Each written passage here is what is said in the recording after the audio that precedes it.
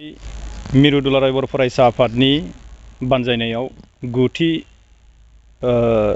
Talent search आनजाद बे आनजादखौ काजलगाव दख'रा दुलाराय बर' फरायसा आफादनि बानजायनायाव जोंनि नैबे काजलगाव दालाय आफादनि सिङाव थानाय काजलगाव गोजौ फरायसालियाव खुंफुंनाय जादों आरो बे आनजाद मिरुआव गासै गंथाम फरायसालिनि बेयाव फरायसाफोरा बाहागो लादों।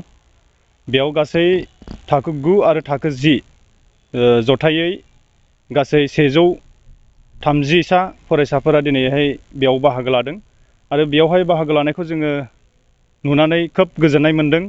दिनै फरायसाफोरा माने जि रोंगौथि सायख' आनजाद बेयावहाय गावखौ मोनसे गोसोआवहाय मोनसे थुलुंगा मोननानै नैबे आनजादाव जिरायदों आरो गासैबो फरायसाफोरा मोनसे नैबे टेलेन्ट सार्च आनजादनि गेजेरजों फरायसाफोरा मोनसे माने दानि जिनाखि कम्पिटिटिभ जिनाखि जुग बेयावहाय नैबे आनजादाव जिरायनानै गावसोरनि केरियारनि फिउचाराव गावसोर कम्पिटिटिभ आनजादखौ बोरैहाय लिरगोन, कम्पिटिटिभ आनजादखौ माने लिरोब्ला जों मा माखासे आदब आरो माखासे नितिफोर जों मिथिनांगौ।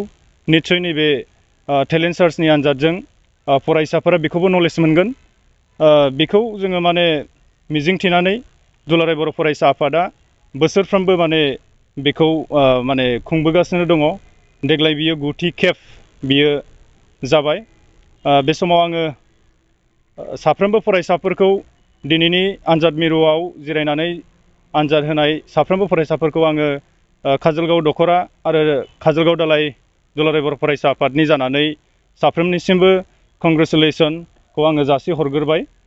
जाहाथे बयबो बे आनजादाव मोजाङै मोजां लिरनानै गावनि मोनसे रोंगौथि बेखौहाय नैबे आनजादनि गेजेरजों गासैबो दुलाराय बर' माहारिनि गेजेराव मोनसे टेलेन्टखौ श' खालामनो हायो आरो माने जाफुंसार जानो हायो।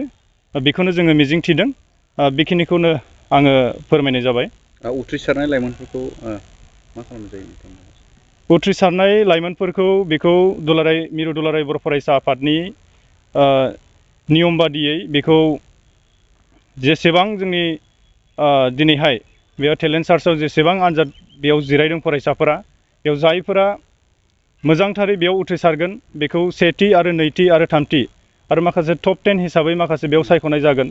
बेखौ मिरु दुलाराय बर' फरायसा आफादनिफ्राय मोनसे बान्था होनानै बिथांमोनखौ बरायनाय जागोन। बे आरो थांनाय समफोराव नोंथांमोननि नैबे काजलगाव इउनिटनिफ्राय माबायदि बान्था मोननो हादों एबा माबायदि रिजाल्ट आवग्रिनो हादों? थांनाय बोसोराव जोङो काजलगाव हिसाबै जोङो 1थि आरो 2थि आरो टप 10आव जोङो गाखोनो हायाखै। खिन्थु जोङो एबाराव आसा खालामदों माने जोंनि नैबे सेन्टारनिफ्राय निस्सय माने जोंनि फरायसाफोरा माने बान्थाखौ मोननो हागोन आरो उथ्रिसार जानो हागोनखौ जोङो मिजिंथिदों।